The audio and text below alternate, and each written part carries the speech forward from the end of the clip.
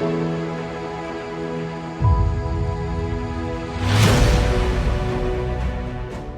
morning, everybody. I'm back for another fabulous adventure, and I'm in the Smokies today with my buddy Hank, who also is my shuttle driver.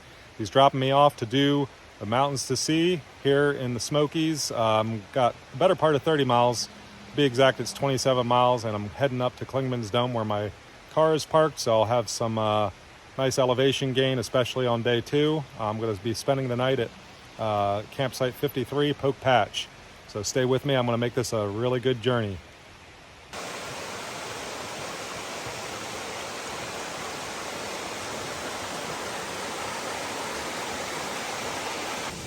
All right, so this is the Mingus Mill grist mill right here near the trailhead parking. So you can see this historic site almost right away as soon as you get on the trail. Old house and the grist mill. That is pretty neat. Hank said they used to make the cornmeal here. It's a part of the history of the park.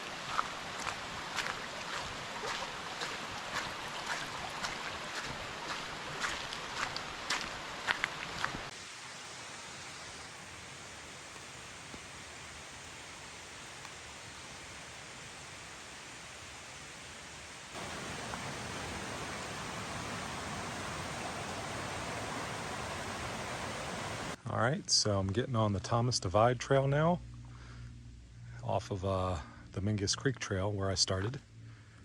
And I was just at a campsite that I stayed at back in February, campsite 52, when I did the Benton Mackay. And interestingly enough, the mountains to see and the Benton Mackay share some of the same miles right here in the park for, I think from around campsite 57, Bryson Place. So about several miles together. It's the same trail. Anyway, I should also mention that I brought my New Balance for this trip by accident, and these things are 6 years old.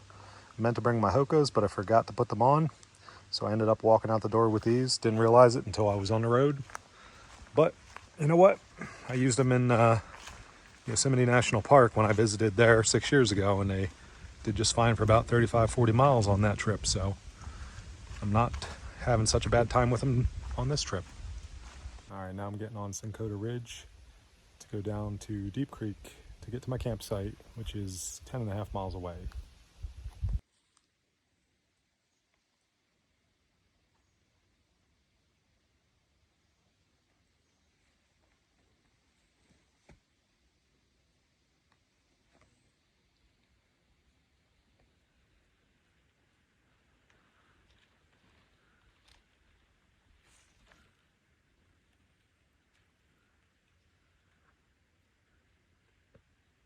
All right, I'm gonna take a little break here at Martin's Gap to get on the Martin's Gap Trail.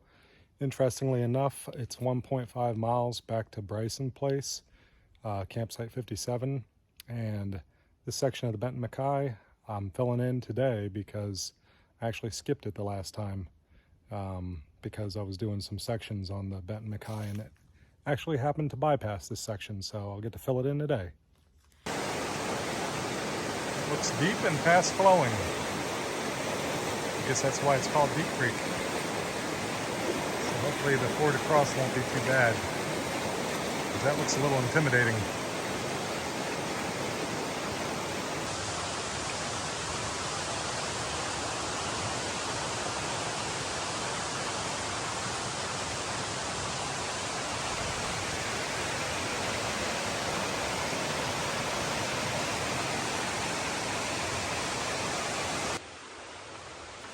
Oh yeah, this is a really nice campsite. Campsite 55.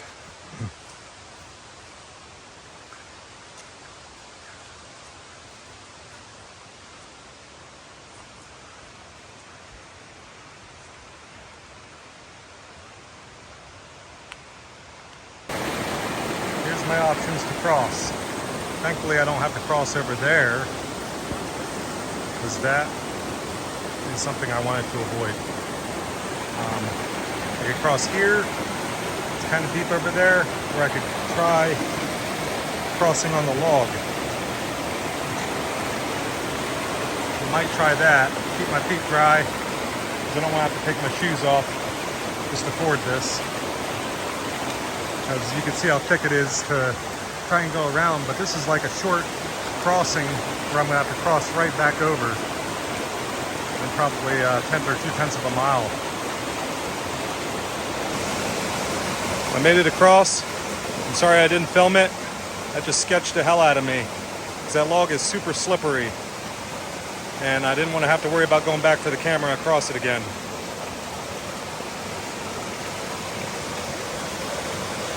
Yeah, probably shouldn't do dangerous creek crossings alone, but at least that log afforded me a chance to keep my feet dry. But I hobbled across on my knees because I'm a wimp like that. Alright, so what I did to cross this hazardous section is I went across that log right there, went into that log jam, walked across the log jam, all the way over here, got over there, and walked across here. As you see, that would be a hazard to cross right there. But there's the pink ribbon, and you can see that it's a trail that'll take me to the other crossing. I thought that was the safest option.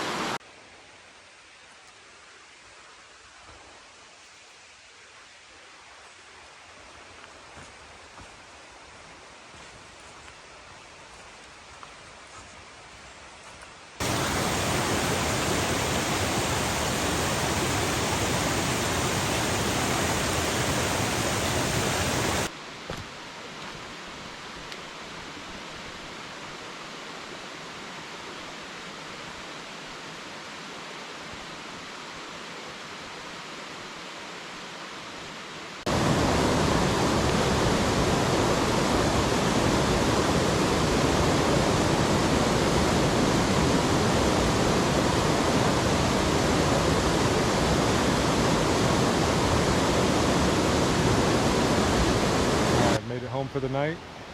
Here's my campsite. Campsite 53, Poke Patch. It's vacant. Nobody else is here. So I'm going to get set up here and get back to you guys. Got some pad thai. I'm eating away from camp so as not to attract any bears where I sleep. So I'm by the creek over here. So I think I'm going to settle in here after this and call tonight, start early tomorrow, and finish up. We got 9.1 miles to finish up tomorrow. Get to Clingmans Dome and then come down a half-mile paved trail back to the parking lot. All right, give you a look around my camp here. Got a night light around the tree, so that way I could see. Still a little bit of light. It's almost 8:40.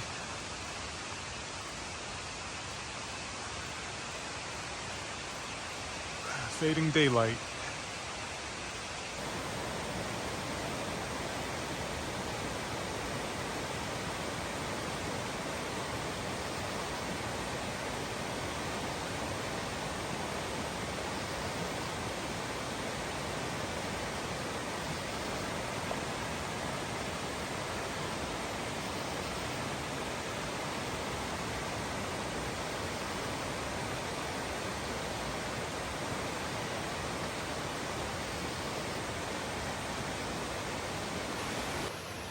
All right, it's day 2 here on the trail. I had a good night's sleep last night. Temperature probably fell to about the mid-50s. I slept really good, had a good breakfast.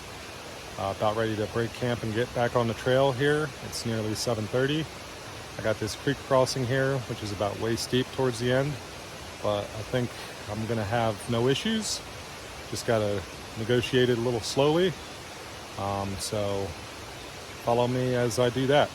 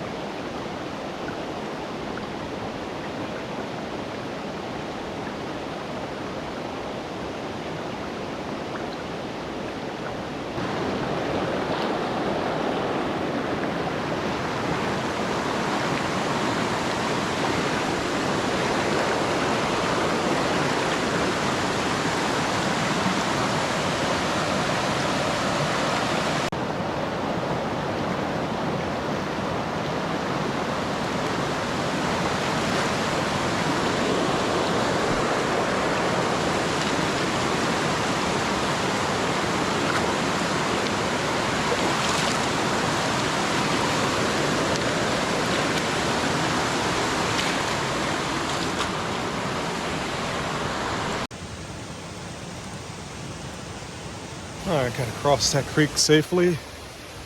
So now I have 2,800 feet of elevation gain in just over 5 miles. So it's gonna slow me down a bit, but I'll make it up there to Clingmans Dome Road, and then I'll get on the Appalachian Trail, summit Mount Collins, Clingmans Dome. I don't know if I'm gonna do the observation tower at Clingmans Dome or not. I don't think that is necessary for a summit, but we'll see how it goes when I get there.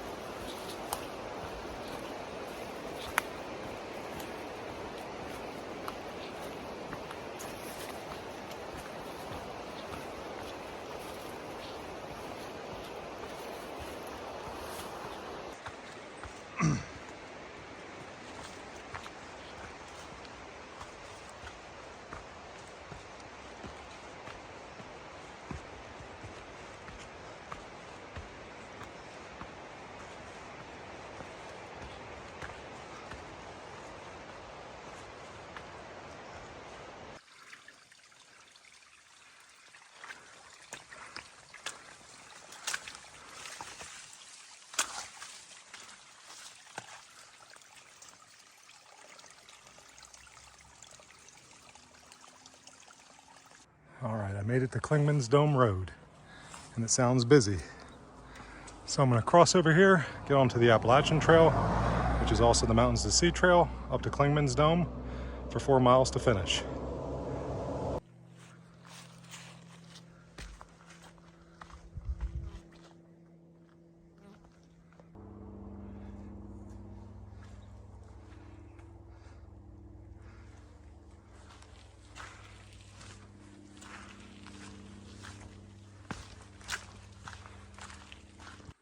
All right, you can see that the Appalachian Trail is much better maintained than some of the other trails here in the park. It's wide and open, even has log steps, so it's pretty easy. Even though I'm going uphill, it's pretty easy to make good progress. All right, I'm at the summit of Mount Collins here on the Appalachian Trail. I don't know what the exact elevation is. I'll post it in the video. All right, made it to the summit of Clingmans Dome, thus concluding another awesome adventure. Mountains to Sea Trail and the Smokies complete. South Beyond 6K, Bag 2. Thanks for watching.